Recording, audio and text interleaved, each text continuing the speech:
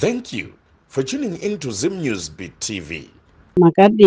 Makadi ndinonzi Progress Musuva. Ndiri kutaura nemi ndiri kuno kuMasvingo. Ndichikumbirawo ndine nyaya yangu yandachikumbira kuti mundiisirewo kumhuri yeZimbabwe. Ndiri kutsvagawo rubatsiro kuti pamwe mukandiitirawo zveGoFundMe ndogona kubatsirikanawo kuti ndirapwe nekuraramisa mhuri yangu. Nyaya yangu yakamira yakadai. Ini ndiri nesi paBhikita Rural Hospital.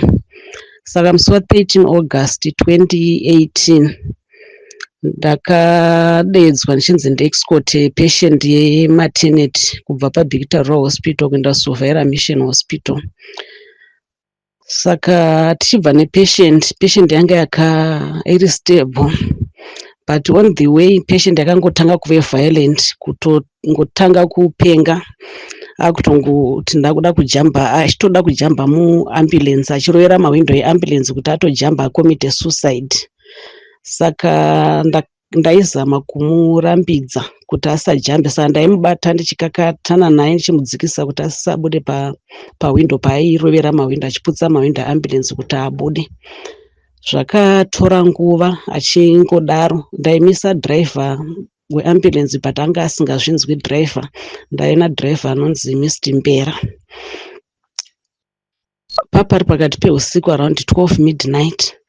Saka mukuedza kurambidza mai ava kuti vasakomite suicide, vasajambe muambulance, vaindirova plus ini wachona mota sezvo yaifamba, ndairovera mariuzi emubhedha muambulance. Saka driver akazoti papaya ndopaakazonzwa kuti kumashure kune zviri kuitika, amisa mota. Amisa akangovhura madosi kumashure kwatatiri, akatovarairwa asingazivi kuti chii chiri kuitika. Saka mai vaya vakabva vandijamba, inda ndadonhera pasi, mbva vajamba vachibuda mumota, vachibva vatotanga kurova driver. Driver akarohwa, akavarairwa, achirohwa kumeso, mbva vatanga kumhanya nemusango. Saka papari pakati peusiku, patatiri pachona papasina kana misha iri padhuze, takatambura kuti tibate mai vaya tizovadzosa kuvaisa muambulance zvakare, because takashaya kana any help, because wanga uri usiku. Saka taisa mai vaya muambulance, driver akatombonditi isusu tachiuya mugare kuno kumberi nezviri kuita mai ava munouraiwa. But inini ndakangobatikana kuti pamwe pangu ndangonzwa kuti zvazviiti kuti ndingagare kumberi ndichisiya murwere akazvitakura, futi aparida kukomita suicide zvandiri kutoona. Handingaregi munhu achikuvara kana kuti achizvikuvadza. Saka ndakaramba ndobva ndapinda mumashure nepatient yangu iya. Driver mbatoti saka enda kutoenda, ndichatomboedza kufamba chaizvo because munosvika makuvadzwa kana kuuraiwa chaiko. Saka mota ichisumuka, ndina mai vaya kumashure, mai vaya vakaramba vari violent, but ndakazokwanisa kuvadhilivhisa, kuvazvarisa mumota muya, mota ichifamba ivo vachingori violent, ndichitsikwa, ndichizara ropa, uniform yese yakanga yazara ropa. Saka mai ava ndakangoti mwana achibuda, ndichingokata cord, handina kutokwanisa kuburitsa placenta, because vakabva vatomuka vachitoti mwanai. Pandakangotaura kuti mwana musikana, mai vaya vakabva vatoti ndachinjerwa mwana wangu ndotomuuraya, vobva vatanga kutondirwisa kuti vatore mwana. Saka ndakanda kuti rumwe ruoko, saka mwana atsvedza, rumwe ruoko rwakabata guvhu remwana, bhutsi ndakwanisa kuklemba, rumwe ruoko rwakabata mwana, ende delivery yangu ndakatoita ndisina kana magloves, papasina kana mukana wekuti ndipfeke magloves. Saka ndairwisana namai vaya ndichinzvengesa mwana, ivo vachindirova kuda kutobvuta mwana wavo vachida kuuraya, ndichingonzvengesa mwana, rumwe ruoko rwakabata guvhu risableed, kusvika tanosvika kuSovera Hospital. Ndobva tanoita handover patient yedu, but takuda tichibva paSovera paya ndopananzwa kuti mwiri wangu uri kurwadza, but handambofunga kuti ndakuvara. Even driverwo akanga akukomplaina kuti maziso angu atakudzoka muambulance achiti handichantsioni, because anga angochururuka misodzi. Saka takabva tafonera administrator, yanga ari district administrator, hanzi Mr. Tafura, tichivaudza kuti ndo zvatasangana nazvo. nobva vakuti pfuurai nekumba kwangu. Bhozi vaigara manyika isi tichida kupfuura enda kuBhikita, vakati pfuurai nekumba kwangu tichiona zvaita ambulensi zvacho. Nobva tapfuura nekumba kwavo. Mr Tafura vabva vatiti mangwana mufanira kuenda kupolisi munoripota nyaya yakusi kuti muri kusungisa henyu murwere wamamwe naye, but for reference sake because nezvaita ambulensi kada kuzogadziriswa kana pakada kuitwa mapepa zvinofanira kunge zvichizikanwa nemapurisa kuti ndozvamakasangana nazvo. Nobva tapfuura enda kuBhikita. Saka mangwana kwachena same day iroro bhozi takwa kuri kuma3 patakasvika kwachena. Pandakada kuti ndichimuka mwiri wangu wese wairwadza, kuti ndichifamba gumbo ranga razvimba, gumbo recleft. Ndobva ndarapwa paBhikita hospital, mandanzienda kusovhera kunoonekwa nachiremba. Ndobva ndasvikoitwa x-ray, mbva vaona kuti gumbo rakatyoka, ndakatyoka gumbo recleft. But ndaivaudza kuti gumbo riri kurwadza, but kunyanya kundirwadza musana nemumbabvu neruoko. Ndobva ndaiswa plaster. Saka kubva ipapo ndakabva ndatongova bedridden, musana uchindirwadza, ndichiitwa ma-x-rays kunana Premium, Masvingo nekumaprivate, ndichiitwa ma-x-rays ndichirapwa. But ndakangopiwa sick leave ndakapiwa seyekuti ndingoriwo munhu angorwarawo. Handakupiwa sick leave, compensatory sick leave inopiwa munhu aita injury on duty. Saka pandakazoonekwa navamwe chiremba vakanditi zviri kubuda pax-ray zvinoratidza kuti musana wakakuvara futi, zvisinei nekuti gumbo rakatyoka, but musana unoratidza kuti wakakuvara, but zvine zvakuda maneurosurgeon. Saka enda unoonekwa naneurosurgeon. Ndakutokurifeya kuna neurosurgeon. Ndobva ndarifiwa kuClaybank kuGweru. Ndobva ndachikumbira vekudistrict nekuti ndokumbirawo ambulensi ndiende kuClaybank kunoona neurosurgeon, nekukumbira futi kwaPMD chitaura naDr Shamu kuti ndokumbirawo assistance yekuti ndirapwe, ndakakuvara so vaitozviziva makuvara andakaita. Saka ndaikumbirawo assistance yekuti ndinowana kubatsirwa kuClaybank kwandarifiwa, nekukumbirawo ambulensi yekuti ndiende kunorapwa. But vairamba, ndakanyimwa ambulensi yekuti ndiende kunorapwa. Chero assistance, chero pamwe pacho ndikatokumbira chero tsamba iyo yekuti ndinogona kunobudisa ndiwane kubatsirwa kurapwa, vakaramba. Ndobva ndambogara ndichitsvaga mari yekuti kunorapwa kuClaybank nekwaya mota. Saka ndakazohaya Emirates ndiyakaenda neni kuClaybank. Ndasvika kuClaybank kuya madoctors akasvika kuti toda kuita ma-CT scan plus ma-x-rays.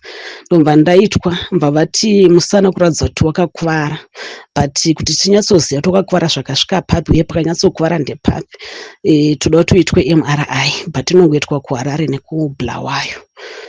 Ndobva ndadischargwa kuClaybank. Ndakadzoka futi kuMasvingo because ndandisina mari yekuti ndipfuurire kuenda kuHarare kunoitwa MRI, papasina mari.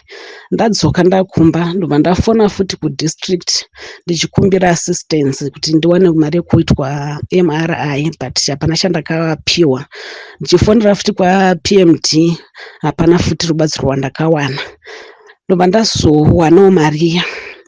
Ndobva ndakukumbira futi kudistrict nekuprovince, ndokumbirawo ambulance ndiendewo ndinoitwa MRI kuHarare. Ndakanyimwa.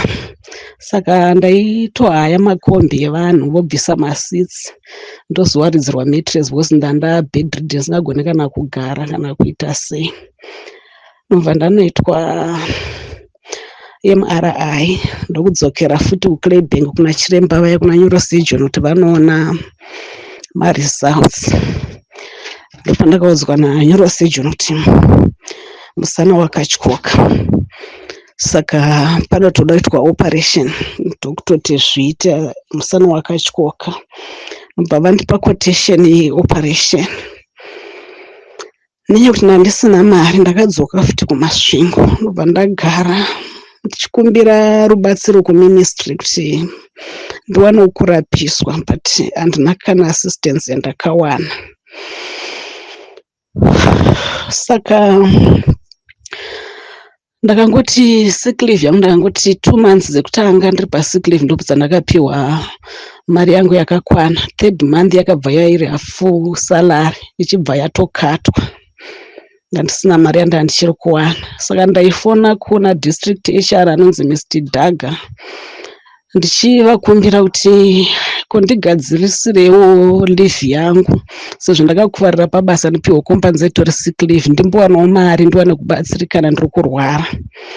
But Mr. Daga vaibva vati vakandipindura vachiti kana wakuda zvokushanda kuno kumaofisi woya woshanda iwewe, ini ndochiya ndovata pamubhedha pako, ndochiya ndovata pamubhedha pauri ipapo. Ndobva ndatonyimwa sick leave.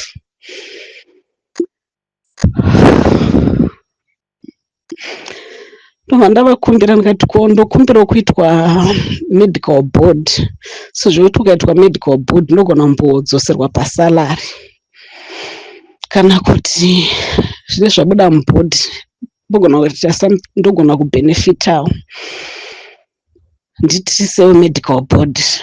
Fakati hatiudziri zvekuitwa newe, tinoshanda nemashandiro edu. Ndobva ndagara ndichishaya mari yekuenda kunoitwa operation. Ndakazosvika time yekuti musana ndanda kugara ndichisheka, musana wakuita maspasm, ndakuita kunge munhu ane pfari nichigwina, ndane pain isingakontroleki. Vanafonera neurosurgeon vaya kuti chiremba ndozvanda kusangana nazvo. Vakati zvinoratidza kuti uri kutoweseneka, uri kunonoka kuitwa operation, kasira kuitwa tsvaga mari ukasira kuitwa operation. Ndobva ndazovudza ndane mari yakati yanga isingakwani pane yavakanga vataura ndoyandinayo chete. Vakati maoperation edu isusu emaneurosurgeon anodhura. Yes, operation yespine inodhura, saka wochiuya nayo sezvozvo zvavakusangana nazvo wozondipa imwe mari yangu inenge yasara ndoita operation. Ndombokuita operation uchirikavha uchitsvaga mari yangu bhozi vaiziya scenario yangu, bhozi vaisimbotondinyorera matsamba ekuti ndikumbire ndipiwa maambulensi, nditravhire nemaambulensi vachiti makombi auri kufamba nawo aya wakaiswa pamattress asi right anokuwesena condition, saka zvinoda ambulance. Saka vaitonyorera tsamba vachinyora kudistrict nekwaPMD kuti muassistewo neambulance, but hapana chandaipiwa. Saka vaiziva situation yangu, vobva vati shuwa ndikuite operation yacho but wozondipa imwe mari yangu, but wombotsvaga iya wataura kuti ndoya uinayo ndoya unondipa, chitsvaga imwe yebhozi unenge uri private patient. Ndoitira kupa renyatwa but unenge uri private patient, saka unenge uchibhadhara mubhedha every day. Ndobva ndakumbira ambulance futi kudistrict nekuprovince, Bikita district neMasvingo province, ndikanyimwa ndikaya futi kombi kuenda kuHarare. Ndobva ndasvikaitwa operation musi wa3 December 2019. Ndaitwa operation musi wa3 December 2019. After 4 days ndaitwa operation. Ndopa ndakafonerwa nevekuHR kuBekita vachiti takubhukira medical board yako yawaichemera ichiuya uitwe mangwana, ndipo unofanirwa kuti uye uitwe, tatobhuka. Ndobva ndavaudza kuti handikwanisi kuuya bhozi ndingori ne4 days ndabva kutheatre, musana wacho uri kurwadza, hapana kana shanda tinda kukwanisa kuita. Vakati it's for your own good, kana waona kuti hazviiti kuya uzoitwa medical board yacho patiri kukudza kuti uya uitwe, avaiti kuswera mangwana. Zviri kwauri bhozi ndori padambudziko plus ndori kuchema kuti uri kurwara, uri kurwadziwa, saka ukarega kuitwa medical board yacho nausaramba uchitinetsa. Ndikavati alright, ndouya kwacho but ndokumbirawo ambulance yekuti nditakure. Vakandinyima futi province nedistrict, andakupiwa ambulance. Ndikahaya zvekombi yekubvisa masitsi ndoisirwa mattress, ndikauya. Ndobva ndaenda paMasvingo General Hospital ndoitwa medical board. Ndobva ndasvikodzwa kuti machiremba acho anga aifanira kundiita board avapo, saka wotozoti waudzwa futi rimwe date. Ndobva ndachidzokera because chiremba anga angondidhischarge zvokuti ndouye kuzoitwa medical board. Ndobva ndachidzokera futi kuHarare kunoadhimitwa ndokuzopiwa rimwe date, ndobva ndazodzoka futi kuitwa medical board reya. Saka ndaitwa operation handina kurecover, ndakaramba ingori bedridden ipapo kusvika nanhasi ndiri kungorwara, pfeka mapamba ndichikumbira assistance, ndichinyimwa neministry, ndichimwa ambulance yandakakuvarira ndiri ndichinyimwa. Saka ndakazoti muna 2021 ndopandakapiwa tsamba yekunzi ministry yakuda kundiretire. Mbva saka paine option patsamba yacho yekuti you wish to retire or you do not wish to retire. If you do not wish, make representations. Mbva ndati I do not wish to retire, I want to make representations because ini ndakandaona kuti ndikamhanya kubvumwa kuti ndaretaiwa ndichiri musystem ndichibatwa kudai ndichiitwa rafu kuzoti ndisisiri muministry, ndobva ndarejecta retirement yambva ndasteta magrievances angu kuti kana mukandigadzirisawo masick leave, mukandipo macompensatory sick leave, mukandipawo compensation injury on duty, mukandidzoserawo mari dzangu dzandakashandisa kuzvirapisa, ndinobva ndabvuma kudi kuretire. July 2021 pandakapiwa tsamba yacho, ndobva ndapindura ndichidaro. Up to now hapana mhinduro yandakawana. Saka pakati pese apa ndaisifona ndichitoita follow up ndichitiko ndakanyora tsamba yangu iya ndichiti zvakati hapana wani kana chiri kugadzirwa na communication yandakazombowana hapana. Ndaingonzi uchazotiwoudzwa, uchazoti kana pasina uchazotiwoudzwa. Ndichiudzwa nemekuHR kudistrict anga asingasatodi kutaura neni, wekudistrict akatonditi anonzi Mr. Doug akatoti handitauri nemunhu akaretaiwa, kunotone vanhu vari musystem vari active vanoda kutogadzirisirwa nyaya dzavo. Saka iwo handitauri newe because hatichatozivani. Ndobva ndaonoti kudistrict ndatadza kubatsirika, ndobva ndafona kuPMD Masvingo kuHR, vandataura nevanonzi Mr. Moyo ndovaita Bikita district, ndikati handikutofollow up nyaya yangu yeinjury on duty. Ndobva vandipindura kuti know your channel of communication. Vandati channel of communication ndoiziva but ndatadza kubatsirika kudistrict kwacho, saka ndafunga kuti pamwe ndakauya kwamuri mugona kundibatsira. Vakangonditi know your channel of communication. Ndobva ndati rega ndichifonera mukuru weHR Masvingo province anonzi Miss Masaile. Miss Masaile vakati ini ndini employer wako, kana ndakanyarara it means hapana chinenge chiri nenidi yekuti ndicommunicate. Ndoita nyaya dzakawanda, province yese inenge yakamirira kuti tite nyaya dzemuprovince, saka handingogesi kuti ndoende zoita nyaya yako. Saka ini ndini employer, ndindofanira kukufonera ndichikudza kuti zvachiita zvakati, chita zvakati, kana panodiwa zvakati. Kana ndakanyarara usandinetsa. Ndikaedza kuda kuvaonesa kuti ndiri kurwara, ndiri kutambura, ndedo hwangu pamwe pakabudawo pane dzandakataura mari dzikabudawo ndiwane kuzvirapisa kwacho.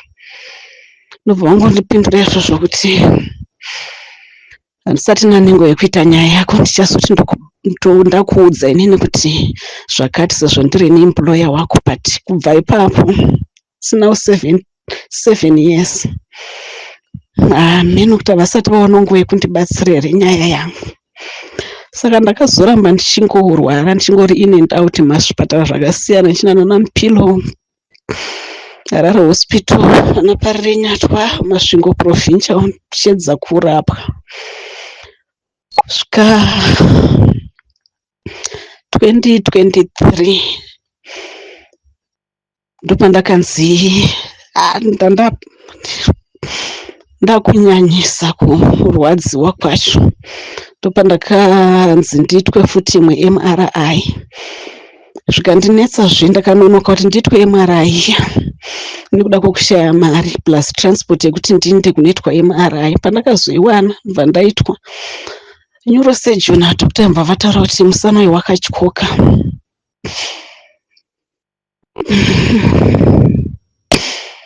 Watone permanent fracture, saka unoda kuiswa operation.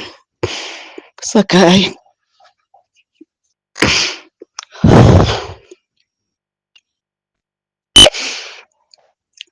tsvaga mari tiite operation. Saka zvakaramba zvakangondiomera. Ministry nakarasha yakandiitira chero ambulance yekuti ndifambe kuzvipatara hapana chavaindiitira. Ndakazoitwa futi imwe operation yechitoyo musi wa23 January 2023. Ndobva ndaitwa decompressive laminectomy, rods and screws fixation. So inezvi ndakaiswa simbi kumusana, simbi nemascrew.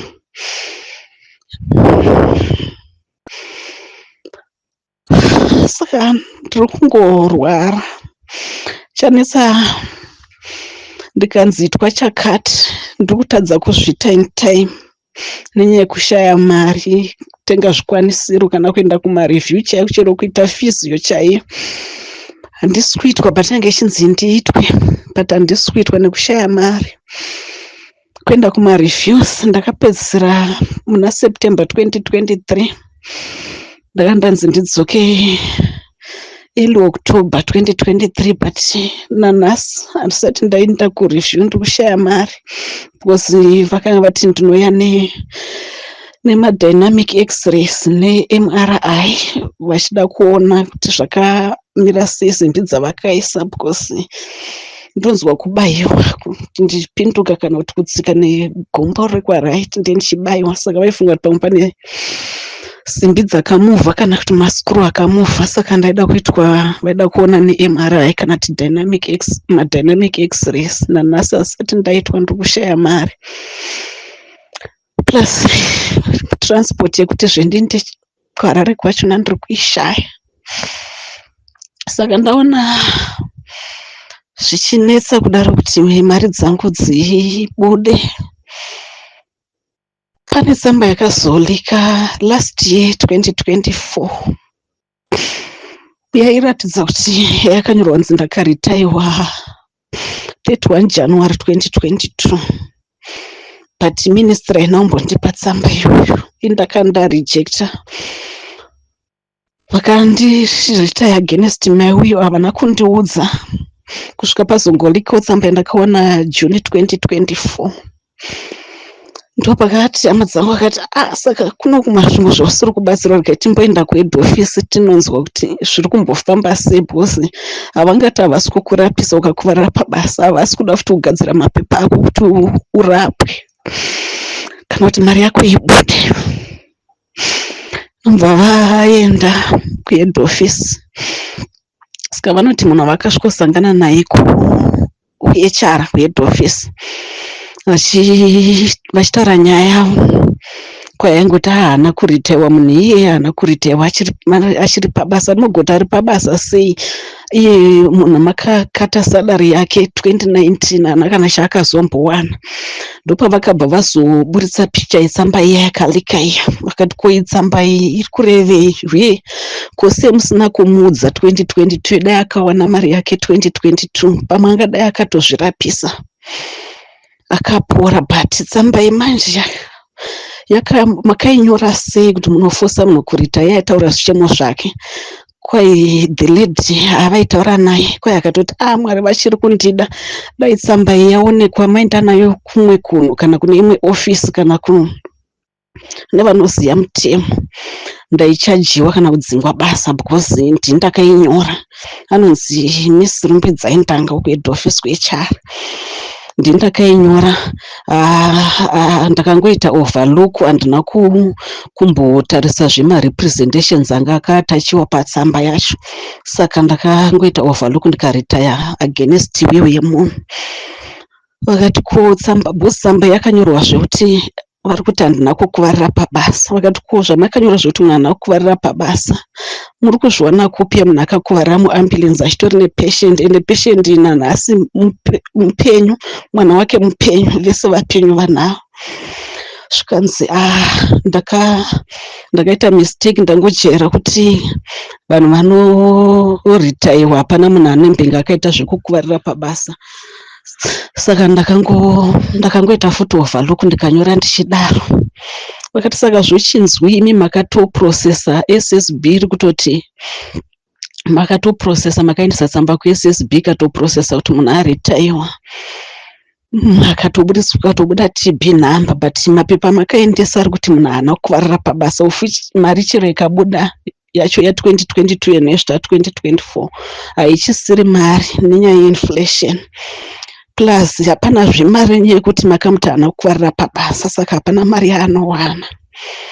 Saka tochidi zvamuri kuti makarezva basa ndimi ndemuri kutobvuma. Bhozi vakabva atondifonera that lady achitaura nehama dzangu, akatozondifonera achitaura mbanamubvunza kuti saka zvochinzwi, bhozi ndiri kutambura ndiri bedridden for years, but saka kana mati mukunyanya kutambura zvimwe zvisati zvagadziriswa, ko madi kuchinyora itsamba izvozvi muchiti wish to retire, muchigadzirisirwa. Mba ndanyora tsamba 24 June 2024 ndichiti I now wish to retire despite my grievances angu asati aadresiwa, nekuda kwekurwara plus nhamo ndiritaying. Ivo havana kupindura futi kwandiri pandakanyora tsamba yandakavanyorera, havana kupindura, but vakabva vanyorera kuna director pensions vachingoti ndaritaiwa, but date ravakanyora tsamba is 8 July 2024, but date of retirement ravakaisa patsamba yacho is 31 January 2022. Vari kudzosera futi kudate ravakandifosa kuritaya. Tsamba yacho yavari kurifeya kwairi ndo inoti zvandina kukuvarira pabasa. Saka zvakaita tizoiona tsamba yaakabva azoti apemuseki vanga vachifanira vanga vanonoka, bhozi ndaizofuna chiti ko takaunza tsamba hamuchapinduri zvezvamamuchita makore esaya. Zvikanzi ndakamirira pemuseki kuti vasaine, but nezvevasaina saka chiunzai madocuments anodiwa. Ndobva ndovati nekuda kwemamistakes amakamboita kumashure, kwemadi kumbondipawo tsamba yacho yamanyora, bhozi anofanira kundipindura kuti tiri kukuritaya on magrounds akati, medical grounds, injury on duty, tiri kukurivhesa retirement yako yatakamboita processesa, tiri kuirivhesa tichiisa new date. Saka ndiratidzewo tsamba yacho bhozi handichakutrasti nemamistakes amakamboita kumashure. Nobva anditumira picture yetsamba yanga yakadirectwa kuna director pensions office. Ndakavati achitanga mandigadzirisira bhozi madzosera futi date kuna 31 January 2022, hazvisiri izvo. Mva kuti aureti tiri kugadzirisa, kuzoramba ndichita follow up ndichifona kuti ko zvaapapi misi ndanga vaya vakabva vatanga kuti nyaya yako iri kumaloya, saka ndichazokupindura zvandaudzwa nemaloya, ndo zvandichazokupindura, iri kulegal team. Vanda kuti imimi ndima employers angu, ndima kuengeja maloya, inini employee yenyu ndiri kurwara, ndakakuvarira pabasa, makunditsvagira loya, ndiri kutaura ndakangozvimirira nyaya yangu sezvairi, why? Zvikanzi ndo zvitoripo, iri kumaloya, saka maloya asati ataura. Ndikati saka imimi employer ndinotsvaga defense, muri kuzvidefenda kuti kudii? Zvikanzi pasina zvandichataura kusvika ndawana response yemaloya ndo anenge akuzotaura kuti tochidii. Anobva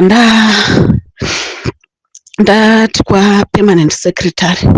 Kwapermanent secretary taingonzunzai tsamba, ukaendesa tsamba vapindura, ukafona ngonzi vachakupindura, kati vachakufonera.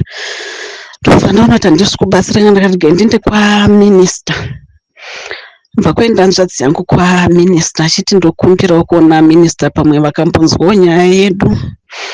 nekutinyatsowodza nemuromo nesituation necondition yemushandi wavo vanogona kunzwisisa. Vakasvika masekretari acho vakaramba kuti vaone minista akanzi unzai tsamba. Minista vanogona kuzokufonera kana kuzokupa date reappointment vambonzwa kuti nyaya yacho yakamira sei. Vataendesa tsamba kwaminista takaendesa about 3 tsamba bosi vaiti vakazoenda vachida kuti tauya kuzoti amunozotifonera kana kupindura tauya kuti tizonzwa kuti zvakamira sei vainzi unzai futi imwe tsamba. Saka dzakaita about 3 pasina iri kupindurwa. Saka ndakazoti muna January this year 2025 bva ndaenda paPMD Masvingo ndorwadziwa ndairwadziwa singaiti but ndakatoti regai ndishinge nemaclashes angu ndakaenda nemadondoro ndichiti pamwe PMD vakanondionawo bosi apa zvazvaita sekuti zvazviri nani vakanondionawo necondition yangu bosi kubva ndichirwara havana mbofera vakayazondona ndaiadhimitwa paMasvingo General havana mbofera vakayazondona ndinogara padhuze nepavanoshandira maofisi avo but havana mbofera vakayazondona. Ndikati pamwe vakaenda ndikanotaura uno ndichivakumbira vachiona kuti ashuwa munhu aikumbira ambulance shuwa munhu aikumbira kurapiswa pamwe vachiona kana nemaronda angu emaoperation vanogona kundinzwisisa but secretary wacho akaramba kuti ndivaone. Ndobva ndaenda kuHR pandakapinda aita nyaya yangu aita Bigita district anonzi Mistimo yanga asima muofisi nguva dzandakapinda vanga varimo mamwe ne3 ladies ne1 murume. Ndobva ndazviintroduce ndokutaura samari yenyaya yangu. Umwe mbatoti mbaseka akati saka ndonyaya yaitaurwa iya zvikanzi inga vanhu vakaoma. Then imwe mukadzi anga arimo ndiakabva azoti imi munonetsa imi hati makati munozvigona mukaenda kuhead office. Saka mazoingeko bva ndamuudza kuti isinyaya kuti ndakandaona madairwa andaitwa ndandiri bedridden ndisingagoni kufamba kuti ndiuye kuno in person. Saka ndaifunga kuti pamwe zvepafoni hamusi kundinzwisisa. Saka ndati regai ndiuye izvo zvandiri kumboita sekuti ndiri kurwadziwa but ndati regai ndishinge ndiuye. Zvikanzi imimi muri kurambirei bvumai zviripo because head office yakatotsama kuti muri kuramba kuita zvavari kuda. Imimi imbobvumai kakuritaiwa netsamba ya2022 yakanyorwa yachona iyocho 2022. Ndikati ya2022 handidi kuritaiwa nayo because yakaitwa against my will plus tsamba iyi iri kuzotaura kuti handida kuvarira pabasa. Zvikanzi chimbobvumai kushandisa izvozvo even head office ndozvayakatiudza kuti tikuconvincei mubvume kuti mumbotambirai zviripo. Handi muri kutambura muri kurwara munoda mari dzemapamba saka imbotambirai zviripo. Ndikatambira zviripo kana ndichimboshandisa tsamba iyo ya2022 inoti handida kuvarira pabasa neinflation hapana mari yandinombowana. Saka zvamuri kuita zvikanzi aiwa imimi imbobvumai kutambira izvozvo so that isusu mukambopiwa mari yomukambobatsirika tozokubatsirai legally because nyaya yenyu basa rakatadzwa saka tozokubatsirai legally. Ndikati kumbondibatsirai izvozvi because zvakangotofanana ndibatsire legal yachona izvozvi. Zvikanzi akana. Saka Mistimo vacho vakabva vauya ndobva ndakuvati Mistimo ndindaisi kufonerai ndauya ndinzwa kuti nyaya yangu yakambonyatsomira papi zvaapapi nyaya dzangu. Bva vatora file rangu vatanga kurivhura kati sick leave makarezverwa uya sorry leave yamakapiwa haisiri inopiwa munhu akaita injury on duty. Vatanga kutovhura bhuku remaregulations eHealth Act vachindivhurira tapa zvinozonzi zvakanaka tichiro mukandiverengera ndozvandaikufonerai ndichikuudzai here ndichikukumbirai. Saka imaizviziva indiri kukuudzai but makaramba up to now hamuna kundigadzirisa. But chimwe chakazondirwadza zvandaifona ndichitaura kuti ndai mandigadzirisiro zvakati ene zvitsamba dzacho vakasara vakanyorera vakaisa mufile. Ukavabvunza kuti dzakazobva kupi tsamba dzamaimboti hapana but isi takaita asi head office ndoisina kuita. Saka zvadaro ndaona zvanetsa. Ndobva hama dzangu dzadzokera futi kwaPEMSEC vachinoda kuti vapiwa appointment yekuona PEMSEC Ministry of Health. masekretari acho naingoti siyai tsamba ende hameno zvavanongori siyai tsamba. Saka takaisa 3 then pakazoita yechi4 avaitoratidza zviya zvokuti kwengwani hanzvadzi yangu akaenda ndakavati ko tsamba tiringoti pesi pataichibvunza tikuita follow up yetsamba iyi muri kungoitsamba yenyaya yemunhu uyu muri ngotiunzai tsamba dzacho hapana kana inopindwa ndo mashandiro acho here zvikanzi aiwa unzai tsamba vanozokuona ikwai ndikati zvavarimo pemuseki wacho madi kuti ndimbovaona nguva diki ayo vambonzwawo chichemo chedu vakaramba kuti vavaone. Mino anonzi Mr. Dira anoshanda kuPEMSEC kuofisi yavanoti ndiwo PA waPEMSEC akabva aramba. Saka ndaona zvaramba kudaro vanati maybe ndikavafonera pamwe nogona kundinzwisisawo nyaya yangu vanzoti iri kubva kupi ichinda nekupi. Ndomba ndatsvaga nhamba dzaPEMSEC mba ndafona. Pandakangozvintrodusa vakabva vatoti fona kuofisi kwete pasi. Ndikati kuofisi kwachona handina rubatsiro rwandinowana because kukaenda vanhu in person vana zvavari kubatsirwa watimo pafoni. Saka regai ndimbotaurawo kuti munzwewo nyaya yangu kuti yakamira sei. Ndomubva vakundipindura kuti tsamba yako ndakatoiona nesuro nyaya iri kumaloya. Saka velegal team ndo vachazobuda nekuti zvakamira sei kana kuti mhinduro yatichazokupa ndikati saka ndowana rini mhinduro yacho kuti mazodzwa nemaloya enyu acho mundoiwana rini because handisi kukubvunzai ndine maloya ndiri ngokutaura nyaya yangu. Saka sezvazviri ndakangozvimiririra zvikanzi handipromise kuti nhasi kana mangwana kana kuswera mangwana because zviri kuitwa nemaloya handisi ndiri kuzviita. Mandavati achaita kuti ndizoda kudaro PEMSEC nyaya yekuti ndiri kurwadziwa handina mari yekuenda kuchipatara handina mari yekurapwa ndiri kurwadziwa. Saka ndachiti pamwe mukandibatsi ndichiri pakati kuti nditsanangura nyaya yangu yekurwara vakabva vatondikatira foni. Zvakandibata muti ndaifunga kuti avo ndo vakuru vachona chaivo ndo maemploy pamwe zvandivataura navo vachandinzwisawo. Ndaifunga pamwe vachanditi kana uchirwara nyaya yako ichigadziriswa tichimbogeja maloya edu atiri kuinikecha rega ndidai uinde kuchipatara chakati unorapwa kana kuti batsirika so kuti urapwe. Ndaifunga ndo zvavachaita. Vakabva vatondikatira foni ndiri pakati pekutaura. Saka ndochachiri ndisati ndatosvika iko ndakambozotira futi kubhuka appointment kwaMinister of Health. Inini ndakuti ndiende hangu in person. Nomva because painda hama dzangu aingononzi siyai tsamba muchapindwa pasina ari kupindura. Ndomva ndafona sekretari wacho anonzi Chipo Makwezva. Vati zviite kuti ndikubhuke appointment nyorai tsamba. Ndakati zvekuchira machinyora tsamba dzoita ngani dzandongonyora tsamba dzacho pasina inopindura. Ndaida kubhuka appointment naMinister ndionane nawo face to face. Akaramba akazoti kana matoda mungatoita henyu walk in.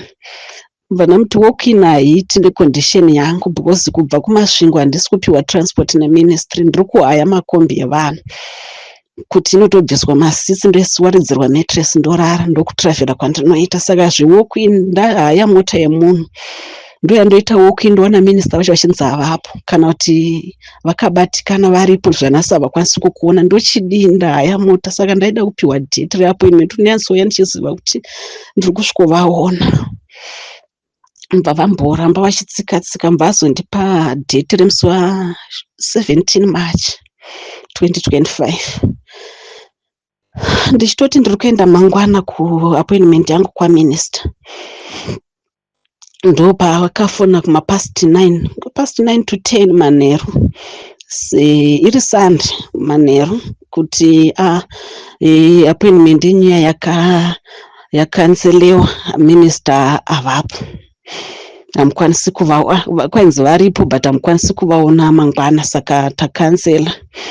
Ndakati saka zvochinzwi kana mati makansela kwacho mandipa date rimwe chindipa rimwe date ripi zvikanzi takakuudzai kuti ingoitai zvewalk in. Ndikati nezviripo walk in necondition yangu walk in hazvidai ndaigara muHarare zvaive nani, kana dai ministry aindipa transport zvaive nani. Saka ndipewo rimwe date. Kusvika nanhasi Miss Chipomakwezva vacho secretary waMinister of Health havasati vandipai maappointment, havasi kuda, vanongotsika-tsika. Saka ndomamiriro akaitawo nyaya yangu. Ndiri kurwara, ndodawo assistance yekuti ndiwanewo kurapwa, ndichengetowo mhuri yangu nemhuri, ndikwanisewo pakurapwa kwandaita nekufamba kwese kwandaita. Kune kumwe kwaidiwa cash up front, kune zvaida cash up front. Ndandatengesawo zvese zvandandinazvo zvaitengeseka, ndandisisina mari. Saka ndaibatsirwawo nehama neshamwari vachindikweretesa mari dzavo kuti ndiwane kurapwa, zvekuti vanhu vaingofunga kuti bhosi ndaingoti kana mari ikangobuda ndobva ndakupai mari, but zvaane makore vanhu vandipa mari dzavo. Mari yacho handisi kukwanisa kuvadzosera, hapana mari yandakawana kubva kugovernment. Vanhu vakunetsera mari dzavo, uye kumadoctors kwandairapwa ndine zvikwereti kumachiremba futi. Yese ndikaisanganisa mari yekuvanhu vakandikweretesa iri cash nezvikwereti zviri kumadoctors, nechikwereti chabhoti 11,200. Ino wacho ndiri kurwara, ndoda kurapwawo, ndaikumbirwa assistance. Ndine mhuri, ndine vana vanodawo kuenda kuchikoro. Saka chichemo changu chachiri chekuti kana zvaibvira maindiitirawo GoFundMe. Pamwe mhuri yeZimbabwe vakanzwawo nyaya yangu, pano vanhu vanondinzwirawo vakandibatsirawo, ndikaonawo rubatsiro rwekuti ndirapwewo, ndichengetowo mhuri, ndibhadharewo zvikwereti zvakandiremera. Vanhu havachazvinzwisisi, havasi kugamuchira kuti makore ese aya handina kupiwa mari. Vari kufunga ndiri kuvanyepera kuti ndakapiwa mari bhozi vakuti government haingambogarisi munhu akakuvarira pabasa kudai isati yakupa mari 7 years usati wapiwa mari. Hakuna zvakadaro. Saka vanhu vakunetsa, vanhu vane mari dzavo dzandakashandisa ndichirapwa. Uye chimwe shuviro yangu yanga iri pamwoyo pangu yanga iri kuti kana dai mari zvaibvira, daiwanawo rubatsiro, ndaishuvawo kuenda kana kunana India kunorapwa. Ndoona vamwe vari kuenda vachinobatsirika vachidzoka vatowo 5. Saka ndaizokumbirawo hangu dai mari yaiwanikwa ndaikwanisawo kunorapwawo hangu kuIndia, because muno muZimbabwe ndaitwa maoperations 2 espine, handina kurikavha. Zvinhu zvakandiomera. Masvita henyu.